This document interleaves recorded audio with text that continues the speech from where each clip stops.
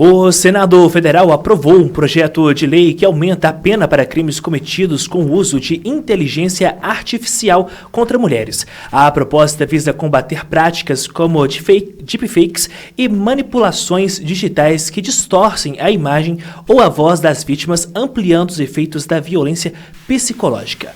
Para entender melhor o assunto e as diversas formas de violência contra a mulher, convidamos a advogada Kátia Andrade para abordar o assunto. Sabrina. É isso, Kátia, obrigada por aceitar o convite do jornalismo aqui da Jovem Pan Pato. Seja bem-vinda, bom dia.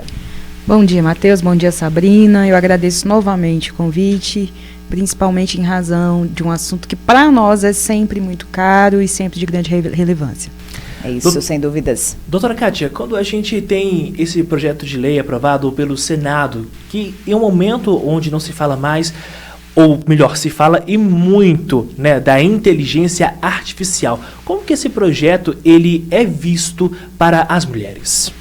Bom, primeiro a gente precisa ressaltar que foi aprovado no Senado, já havia sido aprovado pela Câmara e agora vai à sanção presidencial.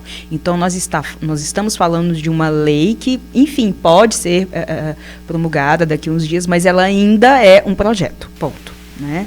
Porque a gente tem que contar com a possibilidade de veto, que eu acredito que não vai acontecer, mas a gente é obrigado a contar com ele.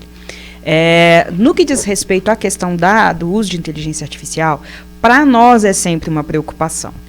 E se você prestar atenção, esse assunto ele é sempre muito levantado, ou tem sido muito levantado, na véspera de eleições. Porque é quando, inclusive, a classe política, ela sofre, ou tem sofrido com o uso de inteligência artificial. E, para minha surpresa, as pessoas entenderam que as grandes vítimas do uso indevido, do uso criminoso de inteligência artificial, ou recursos tecnológicos, porque é assim que também está previsto no projeto de lei, é justamente para atacar mulheres. E quando eu falo atacar, é colocá-las numa situação de exposição e ridicularização, humilhação, que até ela conseguir provar que aquela imagem não é dela, que aquela voz não é dela, enfim, normalmente é sempre, se você prestar atenção, essa imagem distorcida, ou essa voz alterada, que seja, sempre colocam mulheres em conotação sexual, ou de uma forma que, inclusive, vão desmoralizá-las, porque sempre a questão da conotação sexual, ou numa situação do tipo, normalmente é a regra do uso indevido da IA. Se você prestar atenção, a maior parte dessas vítimas são mulheres. Então, para nós, é sim uma forma de nos precaver ou de enfrentar esse tipo de violência, que eu sei que muita gente que está te ouvindo não faz a menor ideia do que seja um deepfake. Não faz a menor ideia de deepfake. Porque simplesmente recebe no WhatsApp, né? E infelizmente acredita que qualquer imagem que chegue condiz com a realidade ou é daquilo. Só que a gente está falando de uma coisa que hoje, infelizmente, é muito comum. Muito comum e óbvio, é usado a título de ameaça. Até o caso que foi exemplificado no dia da votação do Senado aconteceu com meninas de colégio, tá? Colegas fizeram vídeos de alunas, de colegas, né, da mesma sala de aula, ou seja, a gente está falando de meninas, adolescentes. Enfim, me fizeram vídeo e espalharam naquele colégio. Então, pensa que desde cedo as meninas, infelizmente em razão do uso da inteligência artificial, estão propensas a passar por esse tipo de violência. E colocaram como sendo um agravante da violência psicológica, porque é indiscutível o dano emocional que isso vai causar para essa menina ou para essa mulher. E aqui eu tenho que reiterar, imagine o tempo e o transtorno que leva para essa mulher, para essa menina, provar que aquele vídeo não é ela, que aquela imagem não é dela, que aquela voz não é dela. Até ela conseguir provar, infelizmente, o estrago está feito e, inclusive, principalmente, de cunho emocional. Pois é, infelizmente, estamos aí com esse gravíssimo problema aí da inteligência artificial, que por um lado ajuda tanto, por outro já piora tanto, né, Kátia? E como é que o uso da IA pode agravar, então, esse tipo de crime? Tem alguns exemplos aí mais comuns dessa prática. E com relação também às penalidades, conta pra gente o que já tem aí de penalidades para esses crimes digitais. O que muda com essa nova lei? Primeiro que eu preciso deixar bem claro que eu não estou demonizando a inteligência artificial. É óbvio que tem benefícios. Todos nós aqui, de algum modo, nós sabemos, nós nos beneficiamos com a inteligência artificial e com a tecnologia de modo geral. Mas, enfim, é um fato que, por exemplo, um homem, se ele quiser, entre aspas, se vingar ou fazer alguma maldade com uma mulher, ele pode pegar um rosto dela, criar uma imagem falsa, criar uma voz falsa, e, enfim, colocá-la num contexto em que ela está numa situação que ela vai ser julgada moralmente ou julgada criminalmente, inclusive, e ele pode utilizar aquele vídeo para ameaçá-la, para expô-la, no caso, numa situação de humilhação, colocá-la, e assim, vocês precisam entender que, a partir do momento que ele vai fazer essa exposição, hoje a gente não está falando, como era antigamente, numa exposição de 2, 3 pessoas. É jogar numa rede social. Jogar numa rede social que pode ter um alcance que é difícil reverter o estrago feito. Então, esses seriam os exemplos mais comuns.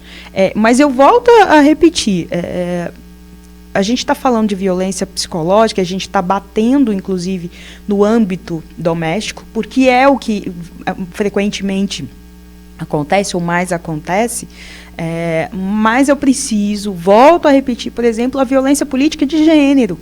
Isso acontece absurdamente na véspera de eleição. A própria Jandira Fegali, que é a autora do projeto, eu tenho certeza que ela passou por algum momento, alguma imagem dela distorcida ou alguma voz, principalmente imagem, em que ela está falando ou ela está numa situação que politicamente afete. Entendeu?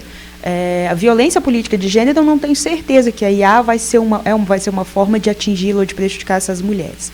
Mas violência doméstica, sem sombra de dúvida, seria no contexto de ameaça, no contexto de ridicularização daquela mulher. Doutora Kátia, no início da nossa conversa aqui, da nossa entrevista, a senhora trouxe exemplo da utilização da inteligência artificial contra adolescentes. Sim. E utilizada por adolescentes. Como que a justiça, como que esse projeto de lei prevê a atuação contra essas pessoas menores de idade? Bom, o projeto de lei especificamente fala sobre o agravante do tipo penal violência psicológica.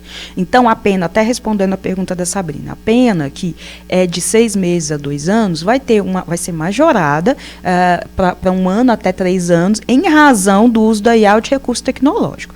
Então, a questão tem esse agravante, mas aí no caso você está falando de uma espécie de regulamentação com relação aos adolescentes, porque a gente sabe que eles estão sendo criados, eles estão crescendo num ambiente, inclusive, muito diferente do que eu vivi, né?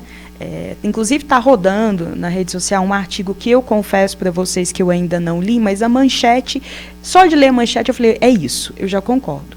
Um menino de 13 anos, está lá assim, um menino de 13 anos que é criado numa rede social sem controle, ele vai crescer misógino. As redes sociais, e óbvio, aí tem o uso da IA, porque a gente sabe que enfim, os adolescentes sabem manusear, têm um acesso fácil, eles vão crescer sim, vão achar graça num primeiro momento, fazer uma brincadeirinha com a colega, enfim, e aquilo vai progredir, e se não tiver controle não, já é uma violência na primeira brincadeira que se faz. E só aproveitando aí o seu adendo, é possível identificar esse adolescente? Ou essa seria uma das dificuldades atuais? Então, aí tem todo um contexto de investigação.